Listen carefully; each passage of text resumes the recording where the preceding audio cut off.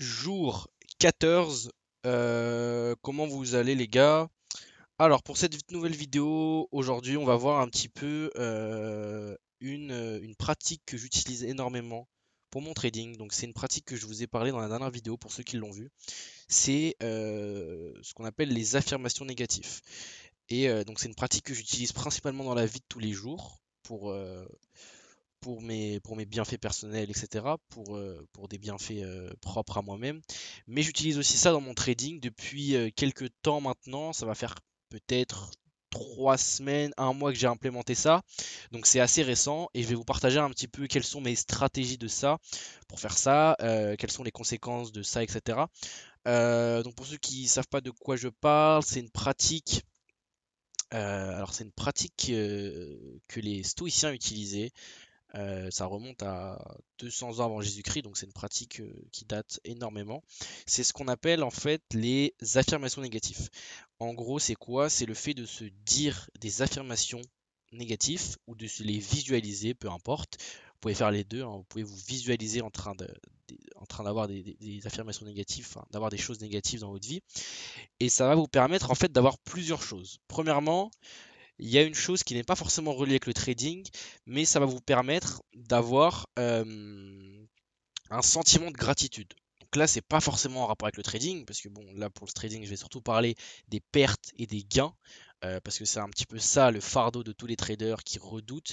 Mais pour faire un petit aparté, pour parler dans la vie de tous les jours, le fait de s'imaginer, de s'implémenter des situations négatives dans votre vie, ça va avoir un aspect assez positif sur le moment parce que c'est une situation dans laquelle vous n'êtes pas à l'heure actuelle. Peut-être que c'est une situation qui va arriver, mais peut-être aussi que c'est une situation dans laquelle actuellement vous n'êtes pas implémenté. Et donc le fait de s'implémenter ça, ça va comment expliquer ça? Vous allez recevoir en fait un sentiment de gratitude parce que vous n'avez pas cette situation. Pour ça, les gars, je vais vous prendre un exemple tout simple. On va prendre un exemple, je sais pas moi, vous avez un emploi qui vous rémunère une certaine somme et vous ne voulez absolument pas perdre cet emploi parce que sans cet emploi, vous ne pouvez plus subvenir à vos besoins ou je sais pas, peu importe. Et le patron, il vous met beaucoup de pression parce que, je sais pas pourquoi, X raison, XY raison, il veut vous mettre à la porte. Bah, qu'est-ce qui va se passer dans une situation comme ça?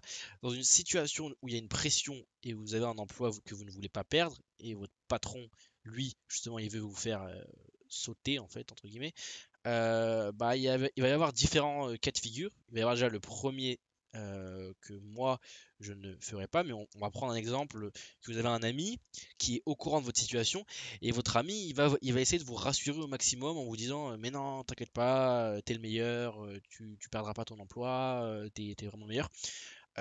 Et ça va peut-être vous rassurer, vous allez peut-être vous dire oui, il a raison, mais une personne qui est pas qui est rationnel, mais une personne qui souhaite votre épanouissement, entre guillemets, moi ça serait plutôt mon cas de figure, comment j'aborderais cette situation, ça serait plutôt de vous dire, bah écoute, imaginons tu perds cet emploi, et alors?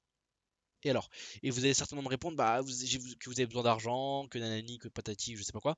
Mais moi je vais vous dire en fait d'essayer d'accepter cette situation, l'accepter à tout prix, parce que déjà premièrement c'est pas une situation dans laquelle vous avez le contrôle.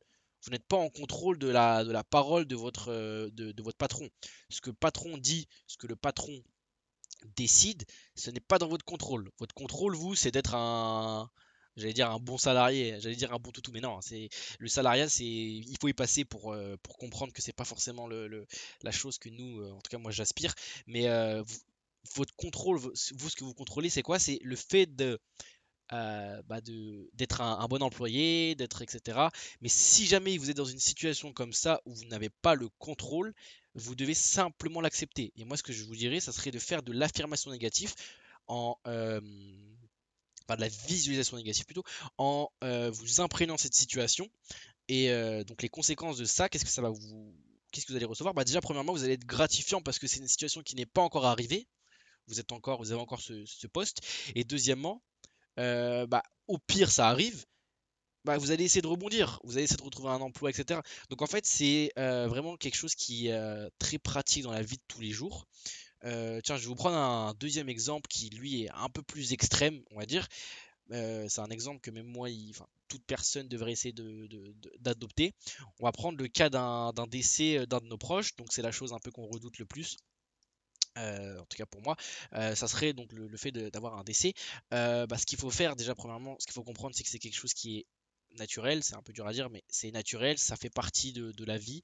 Euh, Dès lors qu'on est né, on a déjà payé notre ticket pour la mort, mais il faut essayer d'accepter cette situation. Comment? En faisant on peut essayer de faire de la visualisation négative. Et pareil, les bienfaits que ça va que vous allez recevoir, premièrement, ça serait déjà d'être gratifiant parce que c'est une situation auquel vous n'êtes pas encore confronté. Ok, donc vous allez peut-être être encore plus gratifiant avec vos proches, passer plus de temps avec eux, etc. Et deuxièmement, ça va vous permettre d'accepter cette situation qui est encore une fois n'est pas en votre contrôle et qui, celle-là, à l'inverse de l'emploi, est inévitable. Donc ça serait un petit peu absurde, ça serait être contre la nature de vouloir garder même sa propre vie, hein, même peut-être son propre décès, éternellement. C'est des choses qui sont complètement absurdes. Donc en fait, c'est des cas qui n'ont pas forcément de rapport avec le trading, mais que je trouvais quand même intéressant. Donc du coup voilà, c'est la première des situations, c'est le fait d'avoir de la gratitude, même si ça c'est un peu un aparté, ça n'a pas forcément de rapport avec le trading. Là c'est une chaîne de trading, donc je vais vous parler surtout du trading. Ce qu'il faut aussi savoir avec ça, c'est que ça va vous permettre en fait de soit avoir déjà un avant-goût de comment éviter la situation. Donc par exemple, là c'est pas forcément en rapport avec le trading, mais il vous arrive quelque chose que vous ne voulez pas qui vous arrive, vous allez vous visualiser comment pouvoir éviter la situation. Maintenant, on va parler un peu plus du trading parce que c'est à ça que la chaîne est dédiée. Mais le fait de faire des affirmations négatives, principalement pour les pertes, surtout parce que c'est un peu ça le b.a.-ba, comme je l'ai expliqué dans la dernière vidéo, c'est un peu ça la crainte des traders. En fait, ça va vous permettre de les accepter et d'être confortable avec ces pertes. On va aller sur mon Notion. Donc c'est mon calendrier. Là, comme vous le voyez ici, je vous l'avais montré hier, j'ai ma session de trading qui est en semaine, qui dure 1h45 à partir de 9h. Et juste avant, j'ai une session d'affirmation négative.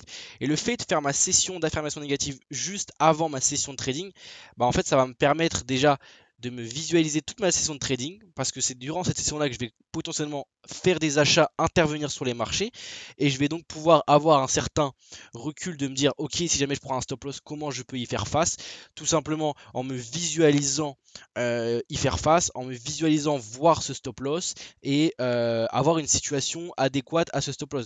Donc réagir enfin, réagir avec un certain recul en fait, réagir de manière à ne pas être émotionnel, comme un trader doit réagir.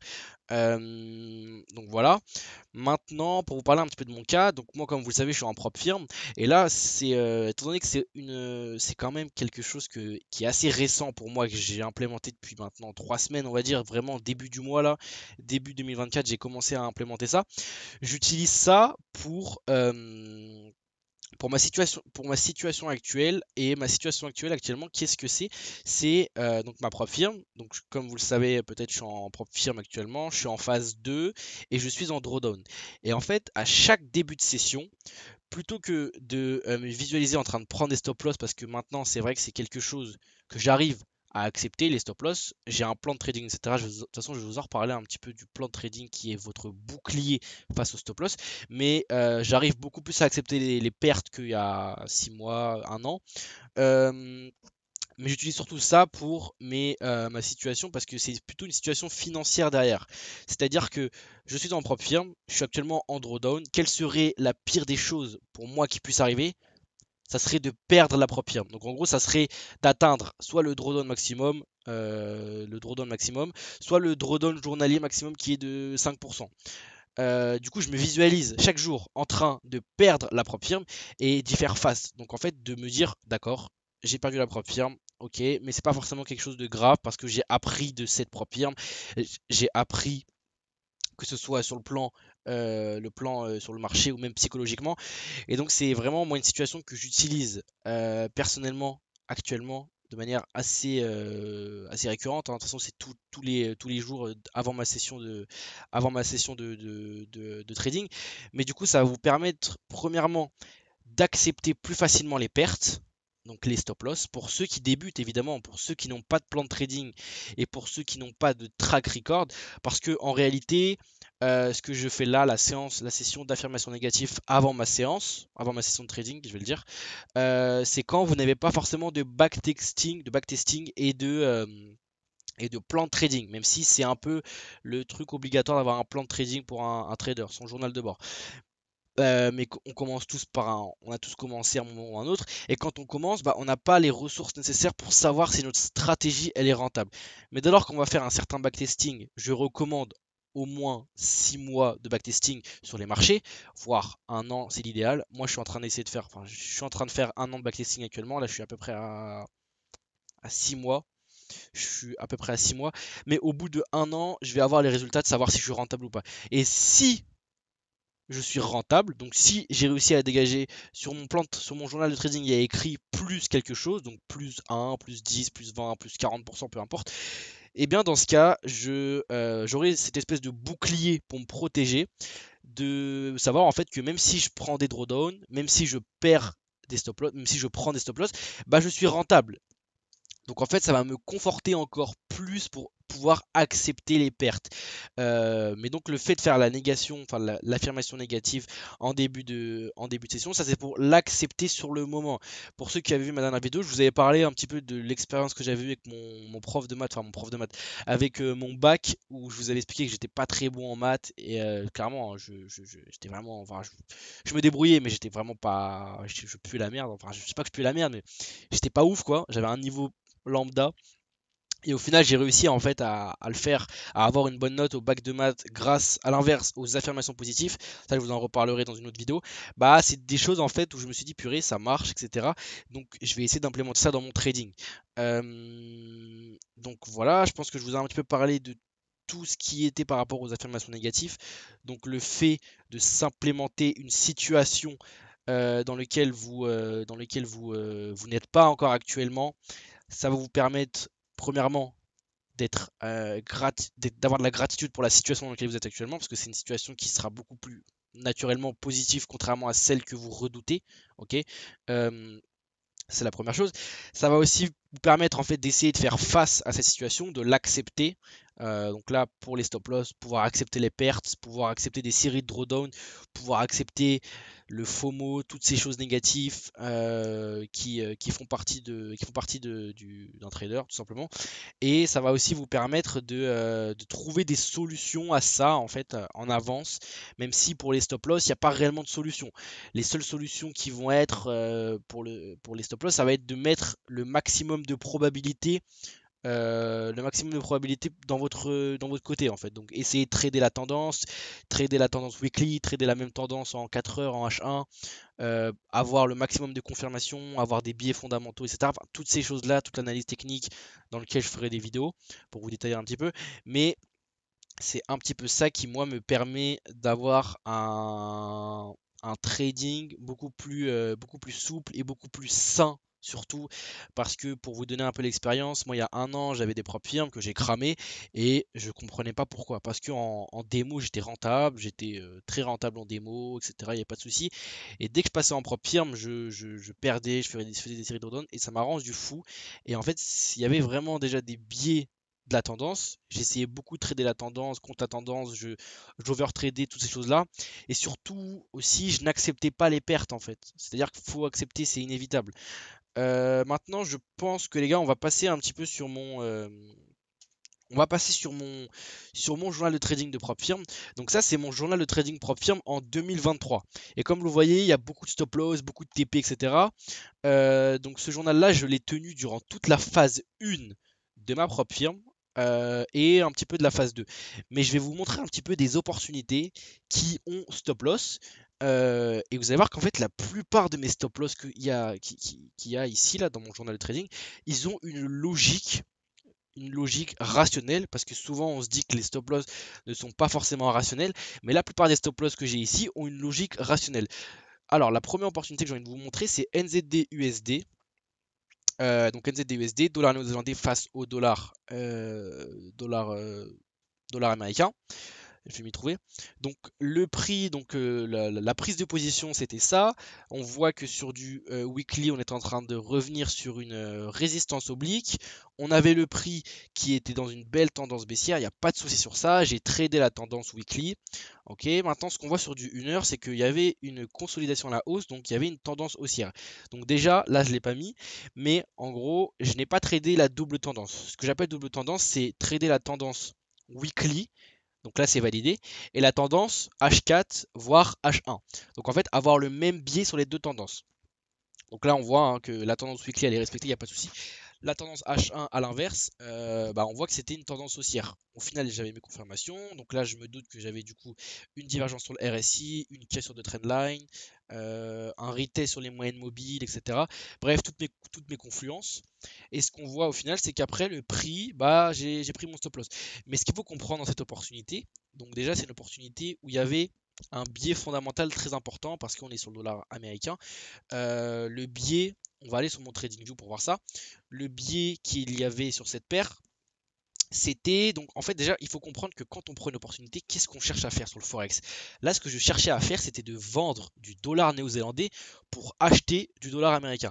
Donc en gros, sur les prochains jours, prochaines semaines, même si c'était sur du H1 la prise de position, j'étais plutôt baissier sur le dollar néo-zélandais et j'étais plutôt acheteur sur le dollar américain. L'opportunité, je l'ai prise durant le mois de décembre. Ok, donc c'était, on va dire, pendant le mois de décembre. Et si on va regarder, si on vient regarder sur le dollar, qu'est-ce qu'on se rend compte qu'est-ce qu'on voit en fait pendant le mois de décembre et le mois de novembre, il était bearish. Donc en fait, ça signifie quoi? Ça, c'est une raison fondamentale évidemment que je vais vous expliquer. Ça signifie en fait que j'essayais d'acheter du dollar américain dans ma paire, dans mon opportunité, alors qu'en fait il était bearish. Donc déjà je vais vous parler un peu techniquement pourquoi il était baissier. On voit que le prix il était en train de revenir ici sur cette zone de résistance. D'accord, on était revenu chercher une première fois en 2022, là on est revenu chercher en 2023. On avait aussi une tendance haussière qu'on est venu casser, donc on avait cassé ici le canal ascendant, mais surtout le plus important, c'est fondamentalement parlant, qu'est-ce qui s'était passé à ce moment-là? On avait eu la Fed qui avait laissé présager qu'on aurait une potentielle baisse des taux d'intérêt pour les mois à venir. Donc on parlait de mai 2024, avril 2024, ce qui a donc entraîné le cours du dollar à la baisse, étant donné que les investisseurs avaient interprété ça comme une news baissière pour le dollar, le fait d'avoir une baisse des taux d'intérêt. Donc on voit qu'il y avait un biais fondamental et au final j'ai quand même acheté, enfin j'ai quand même vendu cette paire, alors qu'en réalité il n'y avait pas forcément de logique. Maintenant, on va aller sur une autre paire qui, elle, a TP, NZD-USD. Et celle-là, elle a Take Profit Max. Donc c'était au mois d'octobre. Donc elle a TP maximum. Ce que j'appelle TP maximum, c'est qu'elle a atteint le TP final. Ce qu'on voit déjà, c'est que le setup, il est pratiquement identique. C'est la même paire, dollar néo-zélandais face au dollar américain. D'accord? J'ai cherché à vendre un marché haussier. On voit vraiment ici qu'il y avait une tendance haussière. Exactement comme l'autre paire, on avait vraiment ici une résistance, une grosse résistance que j'ai dû tracer sur du H1, du H4, voire même du daily. On avait ici une divergence sur mon RSI, donc ça c'est mes confirmations personnelles qui me font rentrer en position. Là on avait cassé ici cette trendline support, on avait une pattern ici. Au final on voit que je me suis positionné quand même assez agressivement. Et au final, on se dit que le prix il a bien TP, j'ai pris mon ratio initial et on comprend pas. On se dit pourquoi le prix il a TP alors que l'autre opportunité sur NZDJPY que j'avais pris en décembre, elle a stop loss. En fait c'est assez contre-intuitif et c'est assez logique. C'est juste qu'en fait le marché c'est des probabilités. C'est-à-dire qu'en fait tout est une question de probabilité. Les deux opportunités, honnêtement, elles n'étaient pas forcément intéressantes. Même celle qui a TP, NZD-USD du mois d'octobre, elle aussi elle a TP, je la trouvais pas forcément très intéressante. Avec du recul, je n'aurais pas dû la prendre parce que ça restait un contre-tendance à mes yeux sur du H1. Mais au final, elle a TP. Pour vous simplifier un petit peu la chose, à mes yeux, sur les deux opportunités, en termes de probabilité, on va parler avec des chiffres, il y avait peut-être 50% de probabilité que l'opportunité passait. Ok, ça restait contre-tendance sur du H1. J'avais des confirmations, mais c'était pas non plus beaucoup de confirmations. Au final, il y a une opportunité qui est passée, une autre opportunité qui n'est pas passée. C'est comme ça, c'est juste que j'avais 50% des deux 50% de probabilité de passer, et en fait c'est une chance sur deux. Donc il y a une opportunité qui est passée, une autre qui n'est pas passée. Mais du coup, ce qu'il faut comprendre et ce qu'il faut interpréter sur ça, c'est qu'en fait le marché, ça je pense que vous le savez, tout est une question de probabilité. Donc comment devenir rentable si c'est des probabilités, autant aller jouer au casino, autant aller mettre 1000 euros sur le noir au blackjack. Non, non. En fait, ce qu'il faut comprendre, c'est que l'objectif, c'est de mettre toutes les probabilités de son côté pour avoir des gains. Donc, je recommande, je dirais personnellement qu'il faudrait faire quelque chose comme du 80, 80 voire 70% de probabilité que ça passe. Mais ce qu'il faut comprendre, c'est que même si on a 80 et 70% de probabilité que ça passe, bah derrière, on a toujours 20 ou 30 ou 30% de probabilité que ça ne passe pas. Donc en fait, ça va être une méthode aussi qui va vous permettre d'accepter les stop loss. Tout est question de probabilité sur le marché. C'est-à-dire que même une opportunité, et je vais essayer de vous montrer une opportunité si j'en retrouve une sur mon journal qui a stop loss, qui avait peut-être, je sais pas moi, 90% de probabilité de passer et qui au final a stop loss. NZD4, je crois qu'elle était intéressante cette opportunité.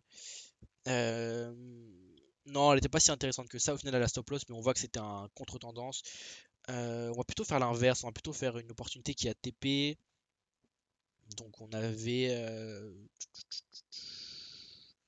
EuroCHF par exemple. Bah, cette opportunité qui a TP, je n'étais pas heureux, je n'étais pas content. Pourquoi? Bah, parce qu'on le voit pareil, grosse tendance haussière ici. J'avais des confirmations. Le prix a cassé ici une structure à la hausse.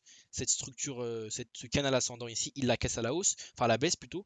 Il a fait une pattern de continuation que j'aime bien appeler falling wedge, enfin une pattern de continuation. Donc impulsion baissière, correction à la hausse et nouvelle impulsion baissière.